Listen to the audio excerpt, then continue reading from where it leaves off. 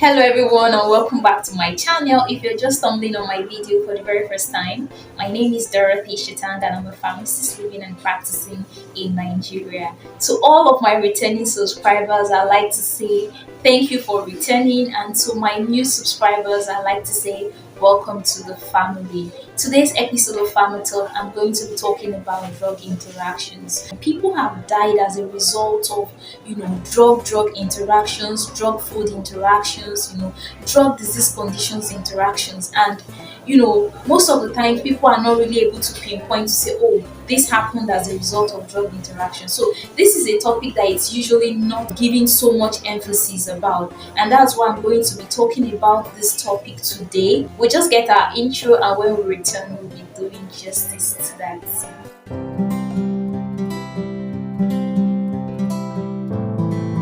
Welcome back. So, what is drug interaction? Drug interaction can be described as any form of reaction that happens when an individual takes a drug in combination with another drug, or when the individual takes a drug in combination with a certain food, or when an individual takes a drug and he or she has a particular disease condition. The kind of reaction you experience as a result of this combination is usually described as drug interaction. This leads us to describing different types of drug interactions. So we basically have three types of drug interactions. We have the drug-drug interaction, we have the drug-food interaction, and then we have the drug-disease condition interaction. In the case of the drug-drug interaction, this is a form of reaction that happens when you take a particular drug in combination with another drug. A typical example would be taking your anti-diabetic metformin or glucophage in combination with amlodipine, your antihypertensive. If you take these two drugs together, it's going to result in decrease efficacy or decrease effect of your glucophage. So your BP might be reduced, but your blood sugar level might not be reduced because the amlodipine will be reducing the effect of your metformin. That is a form of drug-drug interaction, and you don't want these things to happen, because when they do, they are going to bring about reduced results in your treatment plan. And this is one of the major reasons why you need a pharmacist when you are trying to manage certain disease conditions. Then we go to the second type of drug interaction, known as the drug food interaction. This is the form of interaction that happens when you take a particular food in combination with your medication. A good example is when you take tetracycline and then you take milk, or when you take your grapefruit juices and then you take your anti-malaria, or when you take your antihypertensive medication and then you're drinking grapefruit juices. All of this form of interactions can affect how that particular medication will work.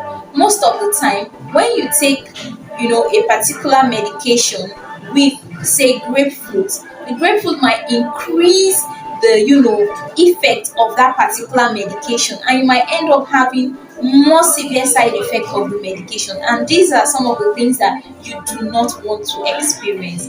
The third type of drug interaction that exists is the drug disease condition interaction. This kind of interaction occurs when you have a particular disease condition and then you take a particular medication. It either worsens your situation, or it could even lead to some life-threatening situations. A good example of a drug disease condition interaction happens when you take things like NSAIDs. NSAIDs are non-steroidal anti-inflammatory drugs like your diclofenac, ibuprofen, naproxen, felvin, that's piroxicam and the rest. When you take this particular medication and you have an underlying ulcer condition, it would worsen the ulcer. It might even make your ulcers to bleed more. So you don't want to take this kind of medications in combination, with that particular disease state. And This is where you need to check with your pharmacist. You need to check with your pharmacist to be sure that that particular medication you're taking does not have any interaction. So what's the take home for this video? The take home for this video is that when next you go to the pharmacy, always make sure you ask and you confirm from your pharmacist if there are any drug interaction between this particular medication you're taking, and if there is a need for you to hold on with a particular medication or it can be taken together.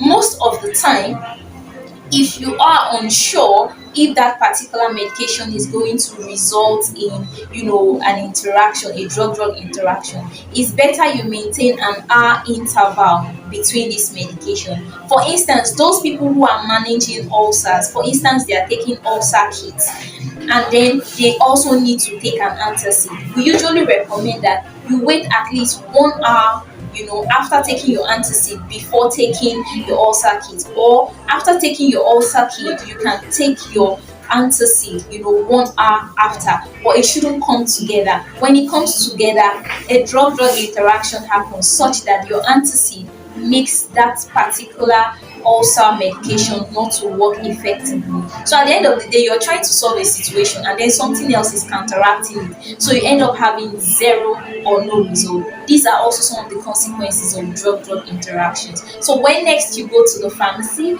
ensure that you ask your pharmacist if there are certain interactions with this medication and if there are certain food that you should avoid while taking certain medications. I want to believe that this video was helpful. To take care of yourselves and see you in my next video. I still remain your drug queen Dorino, saying stay safe, stay healthy, and bye for now. Ciao.